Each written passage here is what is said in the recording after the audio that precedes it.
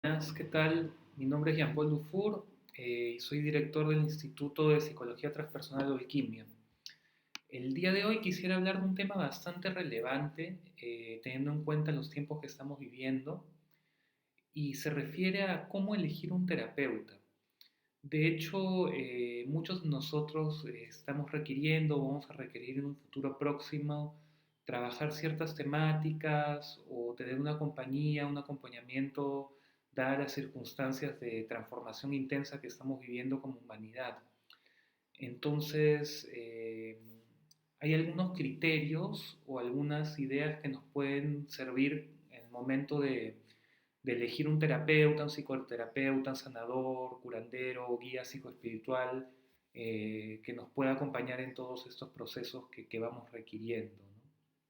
De hecho, estos criterios están inspirados y desarrollados en gran parte a partir de los consejos que da el doctor Stanislav Grof y su esposa en ese entonces, Cristina Grof, en el libro La tormentosa búsqueda del ser, y además tienen algunas ideas también aportadas por el trabajo del psicólogo transpersonal Jorge Ferrer y algunas ideas propias.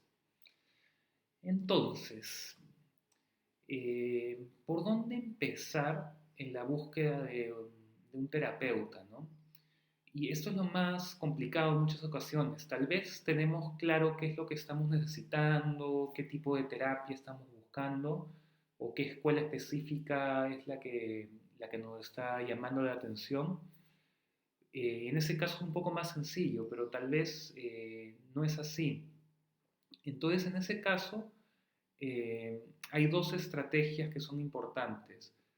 La primera, investigar, tomarnos el trabajo de investigar, de leer sobre distintas escuelas, historia de estas escuelas, y ir de alguna forma buscando resonancias a partir de lo que vamos encontrando, ¿no? También hay una invitación a guiarnos por las sincronicidades que son como, podríamos decir, coincidencias significativas que se van dando en el proceso y que estas coincidencias podrían estar indicándonos un camino a tomar en nuestro proceso terapéutico, ¿no? Siempre estas sincronicidades, constatarlas y razonarlas y ponerlas a prueba también, porque solamente guiarse por sincronicidades no necesariamente nos puede llevar a la respuesta correcta, ¿no? Pero podría ser una herramienta más para esta búsqueda, una herramienta bastante potente, ¿no? Entonces, a la hora de buscar escuelas o caminos específicos de terapia, podríamos tener distintas estrategias, ¿no? La primera que ya mencioné es por resonancia, ¿no? De hecho, algunas sendas o algunos caminos pueden ser más adecuados para nuestras disposiciones psicológicas y culturales, ¿no?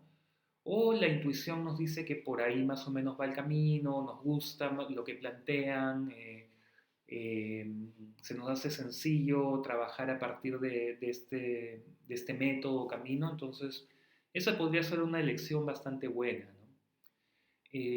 Por otro lado, podríamos tomar otro camino diferente, que sería observar las áreas que nos faltan desarrollar. Por ejemplo, tal vez somos bastante más intelectuales y trabajamos muy bien a partir del intelecto, pero no estamos muy conectados necesariamente con el cuerpo o con la emoción, ¿no? Entonces, tal vez una escuela terapéutica que nos lleve más a conectar con el cuerpo o con el mundo emocional podrían ayudarnos y desafiarnos y llevarnos a un desarrollo mayor de nuestra totalidad, ¿no? Entonces, este podría ser otro camino interesante, ¿no? Eh, por último, también podríamos investigar qué escuela o camino está especializado en lo que nosotros estamos buscando trabajar o desarrollar. Por ejemplo, si el tema que deseamos trabajar o desarrollar es la atención, tenemos problemas con la atención, somos muy difusos, nos distraemos, tal vez una escuela más relacionada a la meditación o el mindfulness podría ser la más adecuada para trabajar ese tema específico. Entonces, ese también podría ser un camino interesante, ¿no? Ahora, podríamos dentro de una escuela después de elegir una escuela, encontrar un terapeuta dentro de esa escuela. Y sería un camino adecuado, interesante, ¿no? Ahora, también no nos restringamos necesariamente a una escuela por estos criterios, porque hay que saber que dentro de toda escuela hay terapeutas y guías excepcionales. Entonces, la terapia en muchas ocasiones es tan buena como es el terapeuta y no necesariamente se restringe al marco teórico o a la escuela donde participa ese terapeuta. No nos podemos llevar sorpresas dentro de escuelas que no necesariamente son nuestras preferidas, pero hay terapeutas buenísimos que nos podrían acompañar de una forma maravillosa, ¿no? Entonces eso es como para tener una apertura un poco mayor a eso, ¿no? Y en el tema específico de elegir a un terapeuta, yo creería que hay que estar atento a ciertas cualidades que pueden beneficiar a que el proceso sea adecuado, ¿no? Y también habría que revisar ciertos temas para estar más seguros con un terapeuta, ¿no? Es importante que el terapeuta tenga una formación en la técnica o disciplina con la que trabaja, ¿no? Una formación profunda, tanto teórica como vivencialmente o experiencialmente, ¿no? La persona tiene que haber experimentado y haber trabajado los territorios por los cuales nos va a llevar, ¿no? Podríamos hacer una analogía, ¿no? El terapeuta es como una suerte de acompañante o guía en un viaje profundo. Más que guía, yo diría acompañante, ¿no? El guía está, a mi entender, dentro de cada uno. Pero sí un acompañante, una persona que nos va dando una mano cuando nos estamos como perdiendo, como un partero de alguna forma, ¿no? Que nos ayudan a hacer. Y si vamos a ir a estos territorios, podemos imaginar que la escuela o el método que utiliza es como el vehículo, imaginemos un auto, un bote, ¿no? Entonces si ha estudiado, ha trabajado la parte teórica, tiene un vehículo bastante adecuado posiblemente para hacer este tipo de viajes. Y la experiencia, yo diría que es el que sepa manejar este vehículo y que sepa manejarlo en ciertos territorios a los cuales nos vamos a conducir, ¿no? Y además que tenga la apertura y creatividad de poder manejar por lugares por los cuales el consultante te va llevando, ¿no? Eso es importante también, la apertura que puede tener un terapeuta, ¿no? Y la humildad, ¿no? En ese sentido, la apertura y la humildad de saber que tal vez ese territorio no lo conoce, pero decir, bueno, te puedo intentar acompañar, ¿no? Es importante que el terapeuta tenga una postura ética impecable, ¿no?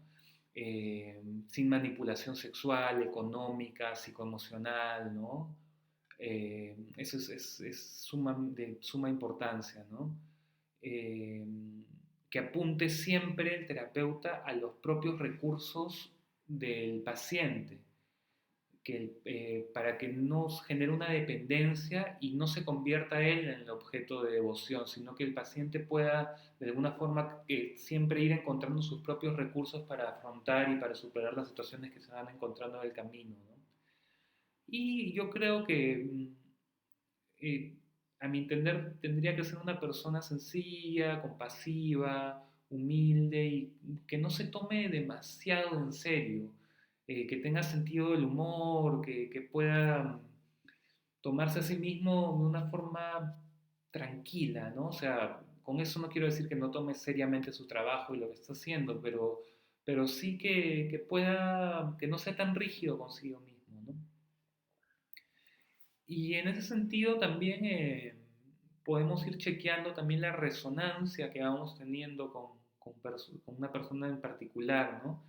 Esto lo podemos ver a través de la intuición, la sensación en el cuerpo, porque como sabemos, uno de los temas más importantes en un proceso de terapia o de sanación es la alianza terapéutica o el vínculo que nosotros generamos con la otra persona, con la persona que nos acompaña. Entonces es muy importante chequear la resonancia. Una persona puede ser la más capacitada en un tema, pero no necesariamente tenemos resonancia con esa persona. Y por nada en particular, simplemente tal vez una persona que no tenga los laureles profesionales últimos tan llamativos, tal vez puede resonar con nosotros de una forma mucho más genuina y eso puede hacer una diferencia en la terapia también, ¿no?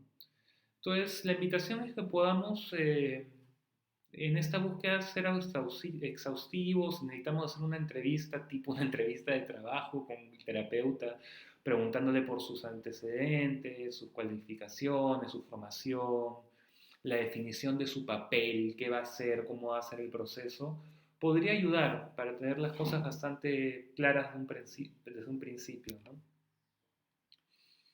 Este, hay algunos puntos que también son importantes, que son como alertas de situaciones que podrían decirnos, o cuestiones que podrían decirnos, no, tal vez por acá no es, ¿no?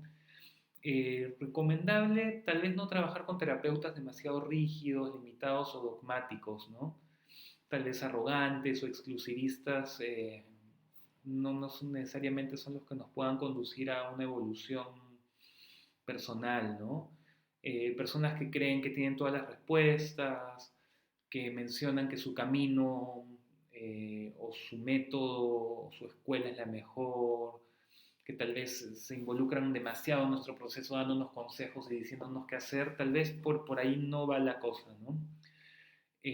Personas que hablan frecuentemente de sus logros, que mencionan que tienen pacientes y discípulos destacados, y que se vanaglorian de haberlos curado o cómo sanaron a este caso, a este, lo otro, ¿no? Finalmente la sanación, como sabemos, no viene del terapeuta, viene del propio consultante que contacta con sus propios recursos, ¿no? Entonces, sería falso y además diría mucho de un terapeuta que esté vanagloriándose de estas cosas, ¿no? También tener cuidado cuando si hablan demasiado de ellos mismos, de sí mismos en los procesos, ¿no? Eso también podría ser un indicador de tal vez egocentrismo, ¿no? En ocasiones, según mi punto de vista, es bueno a veces que un terapeuta pueda hablar de sí mismo, ¿no? Como mostrando su lado más humano. De hecho, en ciertas escuelas más humanistas y transpersonales se suele hacer esto, pero saber diferenciar hasta dónde, ¿no? Y cuando ya es un tema egoico y la persona en verdad está cayendo en eso, ¿no? Eh, Tal vez marcos que enfatizan la enfermedad, la culpa o una posición dogmática o inflexible podrían no ser los más adecuados, ¿no? Donde hay crítica constante, agresividad y arrogancia, ¿no? Yo considero que espacios donde se enfatice más el amor, el apoyo y la atención, el servicio al otro, son más adecuados para el desarrollo, ¿no? Y para la sanación, ¿no? Otro punto importante es ver la autenticidad y la transparencia de la persona con la que vamos a trabajar, ¿no? Y tal vez en ocasiones la transparencia también tiene que ver que la persona también nos pueda decir cosas que no necesariamente son las que queremos escuchar, ¿no? No necesariamente en un proceso de transformación que siempre nos digan lo que queremos escuchar y que estén ahí de una forma como complaciente, necesariamente es lo mejor dentro de un proceso de terapia o de transformación, ¿no? Por último, tengan en cuenta que siempre pueden o tienen la posibilidad de cambiar de opinión, de cambiar de terapia, de cambiar de terapeuta. Esto siempre con mucha sinceridad y mucha responsabilidad, porque a veces también es una movida del ego querer cambiar cuando estamos llegando a un punto álgido, un punto de transformación.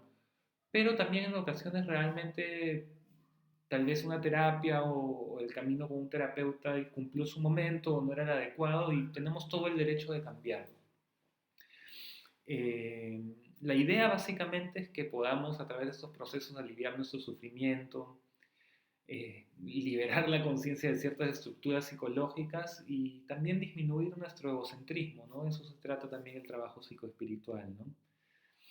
Entonces, todo esto finalmente podría conducir a un poder emancipador y transformador tanto para el individuo que pasa por el proceso, para sus relaciones y finalmente para el mundo, ¿no?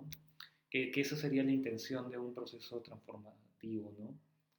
final, a mi entender, ¿no? Bueno, entonces esto es un pequeño resumen, espero que les sirva la información y les mando un fuerte, fuerte abrazo al alma. Hasta pronto.